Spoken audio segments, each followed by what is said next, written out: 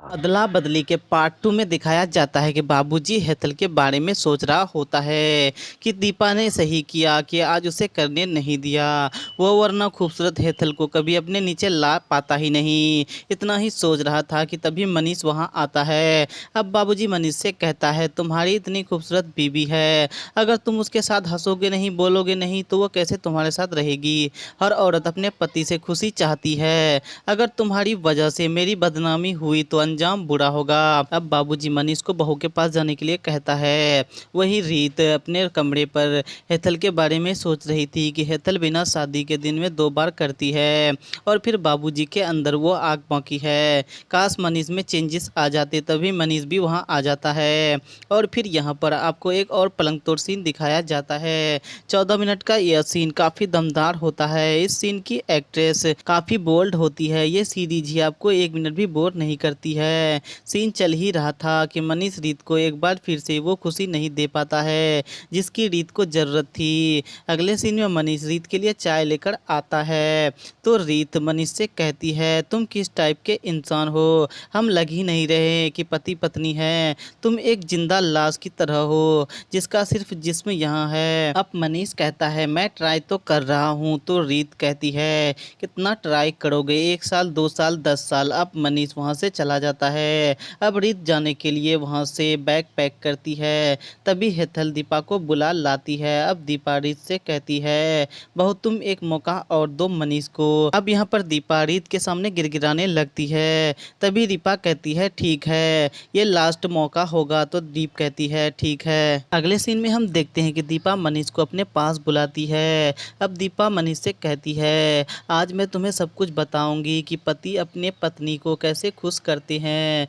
मनीष की समस्या को सुधारने के लिए दीपा मनीष को वो सब बताने के लिए अपने आप को मनीष पर झोंक देती है, ये जानने के बावजूद कि मनीष उसका क्या लगेगा। अब यहाँ पर मनीष और दीपा का रोमांटिक सीन दिखाया जाता है। दीपा मनीष को यहाँ पर सब कुछ सिखाती है जो उसके काम आ सके। ये सीन भी काफ़ी ज़बरदस्त होने वाली है।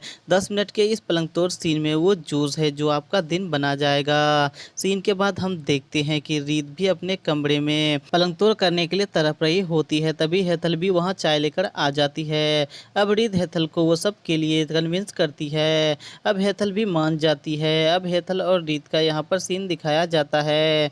इस सीन को भी आप बेशरम ऐप पर ही देख पाएंगे। अगले सीन में बाबूजी और दीपा बिस्तर पर बाबूजी हेतल और रीत के बारे में सोच रहा था क्योंकि उसने हेतल और रीत को वो सब करते देख लिया था। और दीपा मनीष के बारे में सोच रही होती है कि मनीष ने आज उसे खुश कर दिया है। बाबूजी का अगला टारगेट रीत होती है क्योंकि बाबूजी रीत का बॉडी स्ट्रक्चर उसके दिमाग में हिट कर रहा था जिस वजह से उसे नींद नहीं आती है। तो वह दीपा से कहता है, मुझे नींद नहीं आ रही है, मैं बाहर टहलने जाता हूँ। बाबूजी वहाँ से चला जाता है तो दीपा भी मनीष को कॉल करती है और मनीष से कहती है, मार्केट से लौटकर तुम मेरे पास आना, मैं तुम्हें सब कुछ समझा दूंगी। क्योंकि मनीष जब घर से निकला था तो रीत काफ़ी गुस्से में थी। अब दीपा मनीष का इंतजार कर रही होती है। कुछ देर बाद मनीष वहां आ जाता है और साथ में एक फूलों का गुलदस्ता भी लाया था। तो दीपा मनीष से कहती है, तुमने ठीक किया जो फूलों का गुलदस्ता लाए हो, बहू इसे देखकर खुश हो जाएगी। अब मनीष और दीपा रीत के पास जाने लगते हैं। वहीं दूसरी ओर बाबूजी रीत के पास पहुंचकर कहता है, मुझे दीपा ने सब कुछ बता दिया है तुम्हारे और मनीष के बारे में, लेकिन तुम अपनी जगह बिल्कुल सही हो। लेकिन मनीष को नहीं पता कि एक महिला के साथ कैसा बर्ताव किया जाए, उसे नहीं पता। अब रीत बाबूजी से कहती है, बात वो नहीं है, मनीष मुझे बिस्तर पर खुश ही नहीं कर पाता है। मनीष को उन सब में बिल्कुल भी समझ नहीं है, सब कुछ मुझे करना पड़ता है। पता नहीं मनीष कब मर्द बनेगा और कब मुझे मर्द वाली खुशी देगा।